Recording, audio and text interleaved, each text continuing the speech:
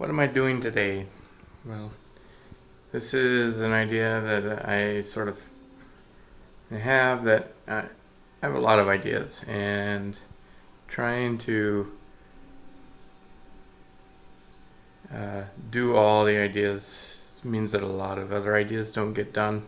Maybe they get started, and so I have this idea. Maybe I'll try to start recording. What am I doing today? Because it usually ends up being a myriad of things. Most people do, but these are things that most people switch between tasks or finish a list of things, but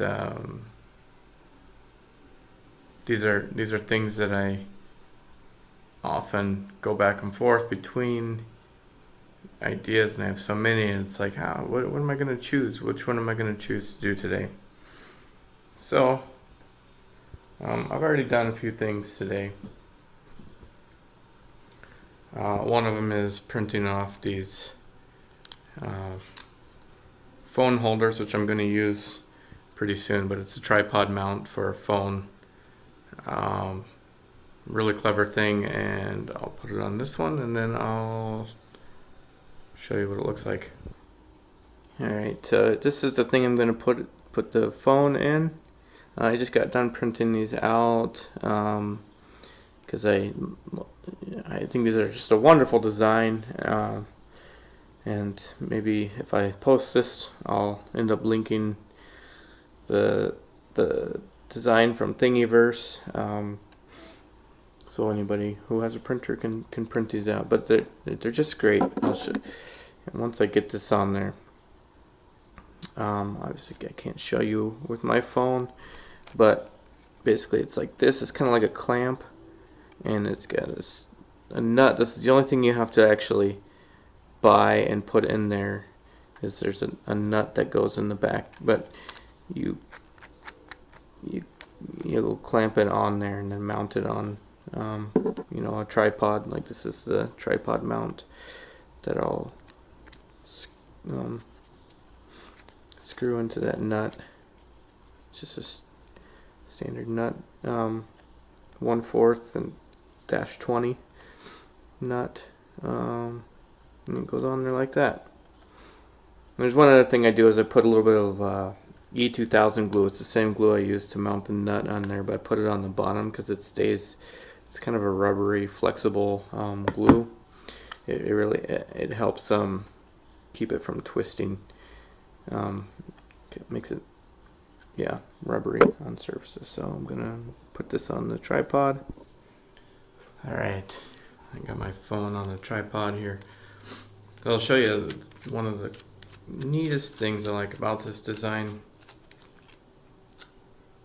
Why I like these so much. I print them out and I give them away. I do not sell them because I don't have an agreement with the design person. If I were to sell them, I wouldn't be selling them. It would just be cost of material and maybe power and time that it takes to print this stuff, But I certainly would not want to make any money off of it unless I had an agreement with the designer, which I could give that brilliant person some money back. So it's 3 pieces. This is what it is, and it's even more clever than I originally thought. Besides these 3 pieces going together and the way that works, I thought this was just kind of a design thing, or it just kind of looked neat for aesthetics, but it's actually a spring. So when you're tightening it on your phone, and one moment, got to stop the cat from getting into plants. All right, when you're tightening it on the phone, it acts as a spring. It actually moves down. You probably can't tell on this video, but it actually moves down a little bit, and this little piece back here is part of the spring mechanism. I always thought, when I was looking at it, it's like, oh, maybe that's just for efficiency and not printing so much material, but it's not the way it is. I gotta shoo this cat out of the room. This guy. Yep. So anyway, these slide in there like this. There's this channel right here, and this is the screw mechanism. And notice it's not like a full 360-degree screw, which I thought is actually really clever too. I don't know if this helps from keeping it from binding up because of the printing isn't super precise like the machining of screws are, but anyway, it works really well. This slides in the channel. See, there's a kind of a thing there that slides in into that channel. Okay, and this has a little like hook up there. So you put the screw over the hook, and then you screw it down, and as you screw it, it slides this top part. See, slides that top part, and the hook is important because when you unscrew it, then it pulls the top part back up. So it's really clever, and it can suit a large amount of phones. It's made for portrait or landscape mode.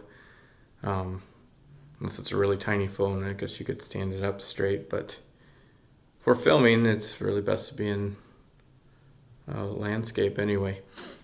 So yeah, that's that, and that's what I have it mounted on my tripod right now. So I just finished up making 2 of those today. Have somebody I want to give it to, a couple people I want to give them to. I actually just finished printing a 3rd one.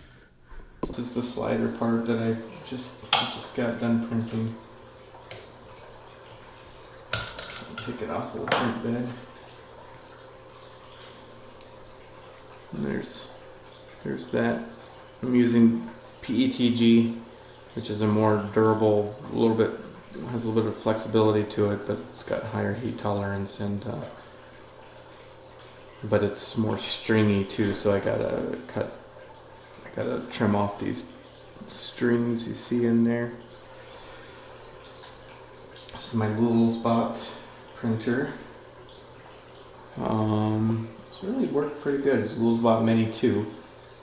So I'm just gonna start a new. I'm gonna print the nut now, the knob. I like to print them separately because I think it helps keep the strings down, because if it travels between one part to the other, there'll be more strings and bumps on the outside of the print, and it's also, I won't lose all 3 parts if there's for some reason a failure or a power outage, so I got time. Pull off the little hanging bits there, excess plastic that got on the print nozzle. You're supposed to do this before you start the print. I'm cleaning the print bed, just wiping it off to make sure it's clean, and because it auto calibrates, and it anyway, I don't need to explain all that right now. So now what else am I doing? I was going, and I still intend to start to charge up batteries, but I came in here and you see we have all these plants.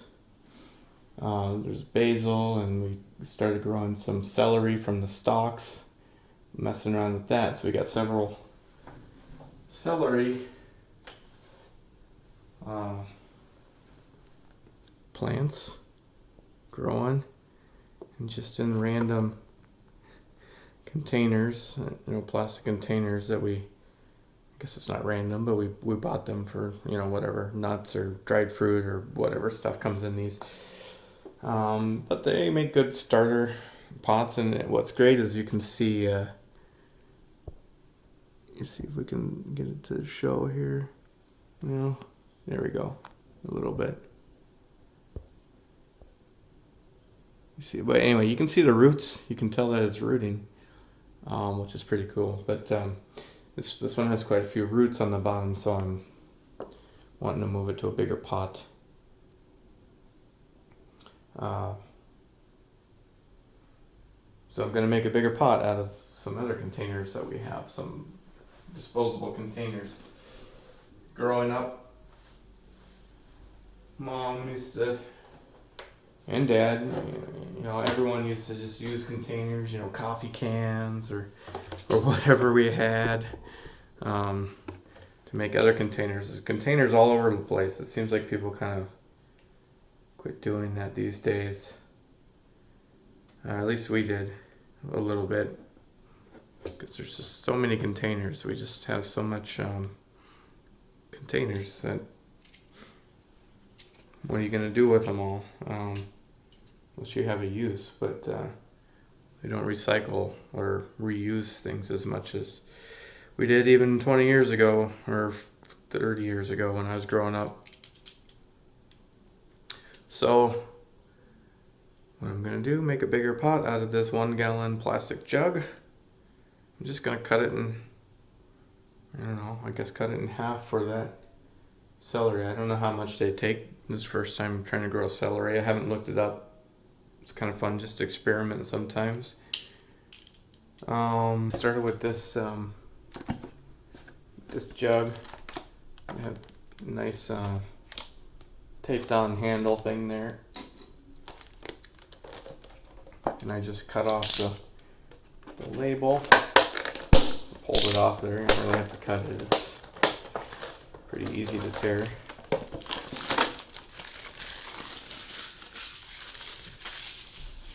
I always try to throw stuff away right away, if I can remember it. Let's clean up later. I pulled this off and keep it around for now. I won't throw that away because I might use it as a handle, or it could be a, I don't know. I might put it back on there. If I don't, I'll throw it away right away if I don't find a use for it. Then I'm just gonna cut it in half, or almost half. I'll do a little bit more than half. And then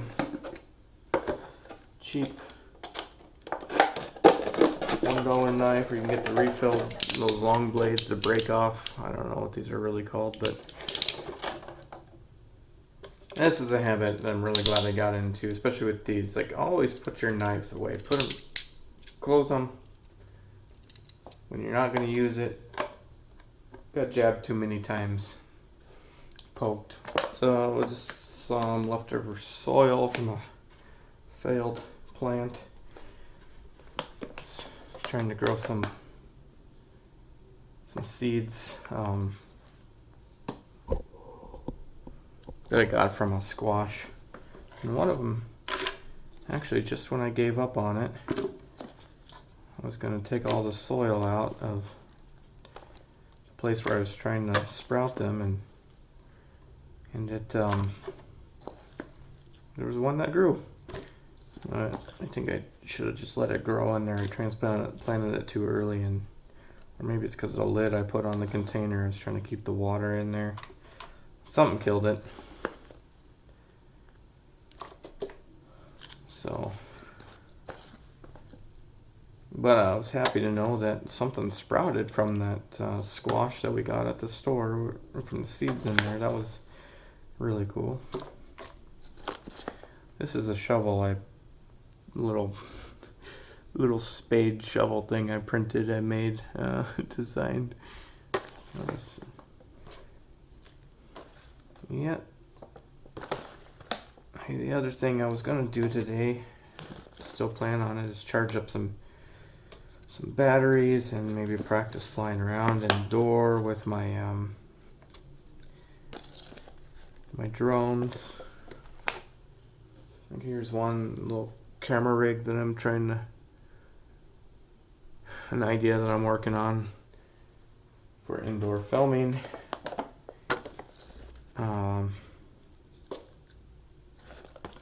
because these roots go all around under. Yeah, it's a better view of them. There's all around under there, so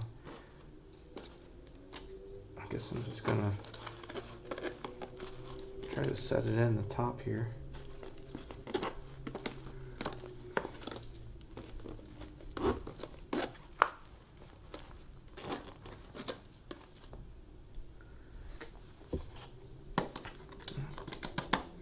Maybe I'll set this in here to get the vacuum.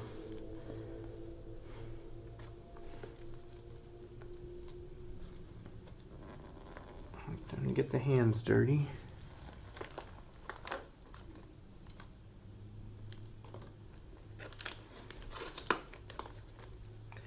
Yeah, look at all them roots. Long roots. Nice.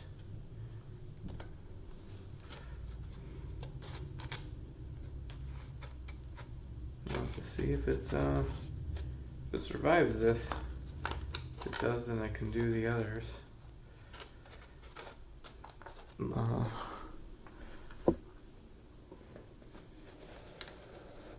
Fits back in there.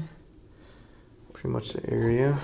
I guess first thing first is cleaning up the mess. You know, I'm gonna throw these away. I do like this kind of. It's a little bit spongy. Could be good if you're doing a plant guide or something. If you're with us holding. You know, maybe I'll try that for this. I don't know if this is sticky enough to stay. Yeah, but it's long enough. I'll just put it on either side of this.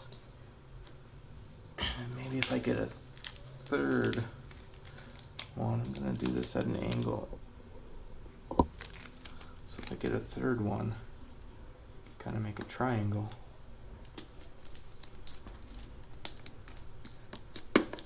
I mean, I have a third one right here. Maybe I'll just do that right now. And I'll give it a little bit more something to stay up.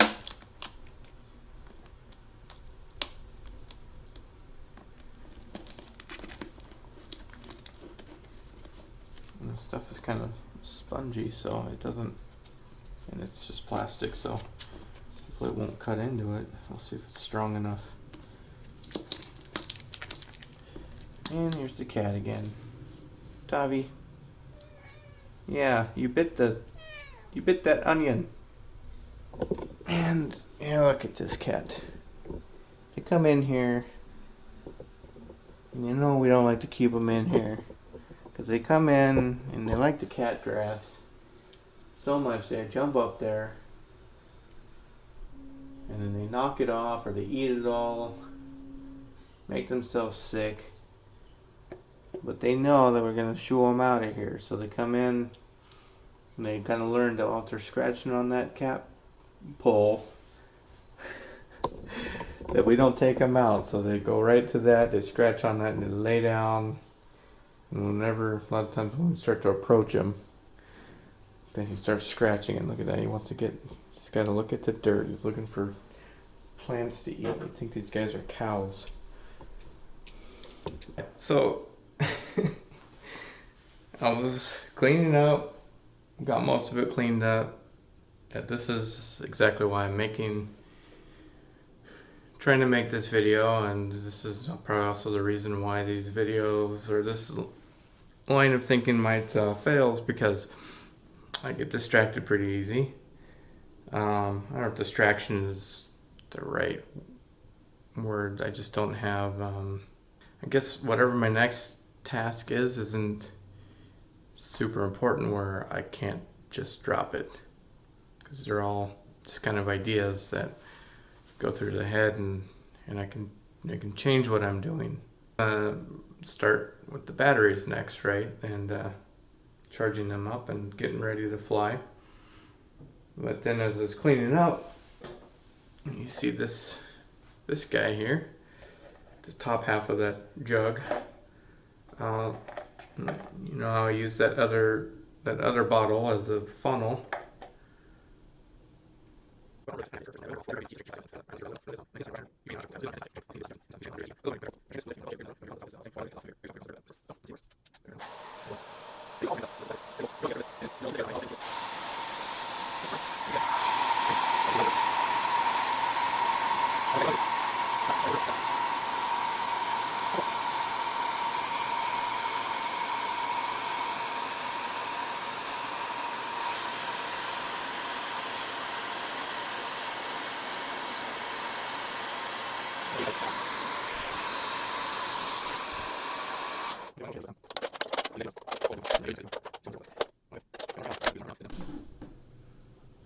Didn't really turn out the way I wanted.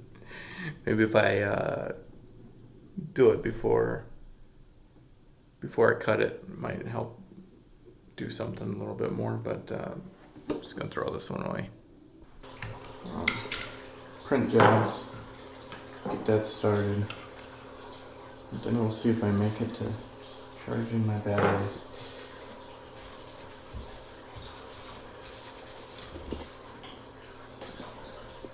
Tavi? Tavi? See? It's just scratching, right? He wasn't in here for the plans, he's just scratching.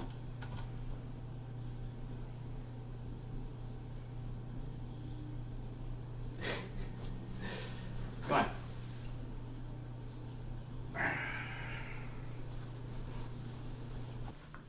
Batteries. So, what I'm going to do is charge some batteries. You want to charge your batteries in a place that's safe from fire. Not ideally. This is what you should do. I guess it's ideal, but you should be really cautious. These batteries, lithium batteries are flammable. There's risk of fire, especially when you're charging them or discharging them. Or we had a cat. One of the cats grabbed one of my batteries several years ago and bit it, and it burned a hole in the carpet because it was discharging, and it melted into the carpet. Now that could have started a fire in our house pretty easily. Fortunately, it was a smaller battery, but that doesn't that it could have still started a fire. But I think it didn't. It wasn't fully charged, which was fortunate.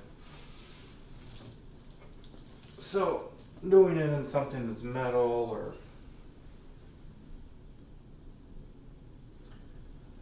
something like that is what you should do. Charge them in ceramic or concrete and away from other things that can catch on fire. There's been stories of guys who burned their garage down, caught their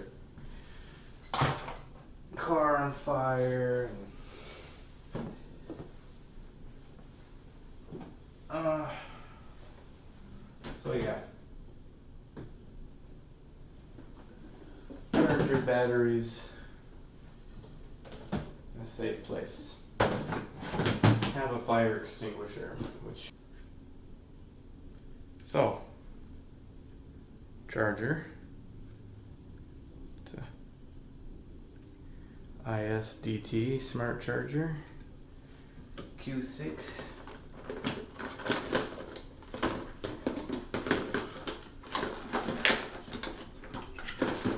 Here is another charger. This is my first official hobby charger. IMAX B6AC. A bit more hefty. It's got its own built-in power converter for AC power. And then this is a parallel charging adapter with some XT60 to XT30 converters. That's what these wires are. XT30 is smaller than the XT60.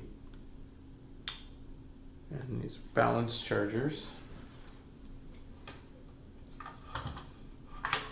So if I want to charge more of them, then I could, as long as they're the same charge, and I can charge them up with the X. And then I want some batteries. I'm going to charge some 2-cell batteries because one, that's what this runs on. Oh, there's a battery on there. Another battery. Got 2 batteries here. 450 milliamp batteries. This is my Beta FPV 85. So I'll see if I can see how this one performs when I want to fly it indoor. Well, it's made for indoor flying, but let's see if I can do film quality stuff with it. That's what I'm trying to do. Here's another battery. Now this one's a little bit puffy. They do that after use. Usually it means they're going bad. So you want to start thinking about getting rid of them when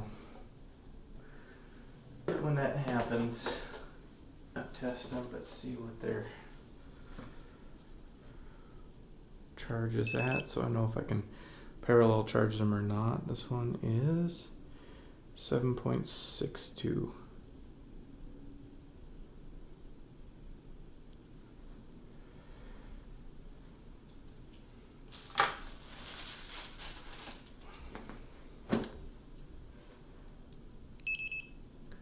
This one is 7.74, so they're pretty close. Alright, so here it is. It's 9:25 at night, and I haven't yet flown. I have charged 2 batteries. We saw that, but I haven't flown them. So I'm getting ready to do that. I'm doing on this rig that I'm setting up the on-screen. Now I'm going to set up the on-screen display on here because I'm going to be flying it through my goggles, and I'd like to know how much battery power I have left. So that's what I'm going to do before I fly it. We'll see if I get around to flying it tonight.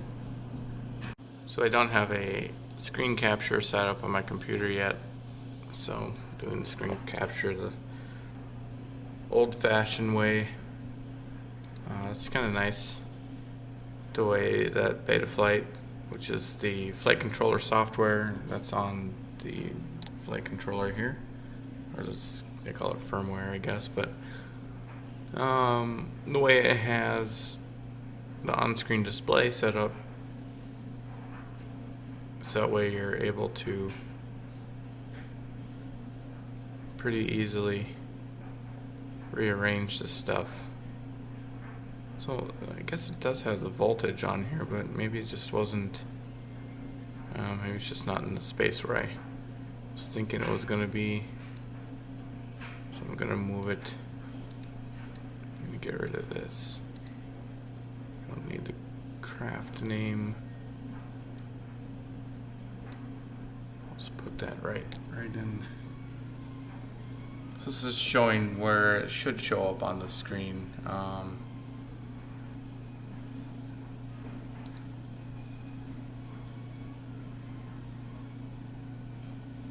But a lot of times your screen it's clipped. It doesn't show everywhere. So yeah, it looks about right. I'll try this. And so I just took a picture of myself and talked to myself for a little while. But anyway, the good news is that I gotta fly. You hear whining noise. I'm just watching the video, one of the videos. But my camera rig isn't gonna work. I need to figure out the video transmitter issue that I'm having right now with it. I mean, it kind of worked, but it's just not.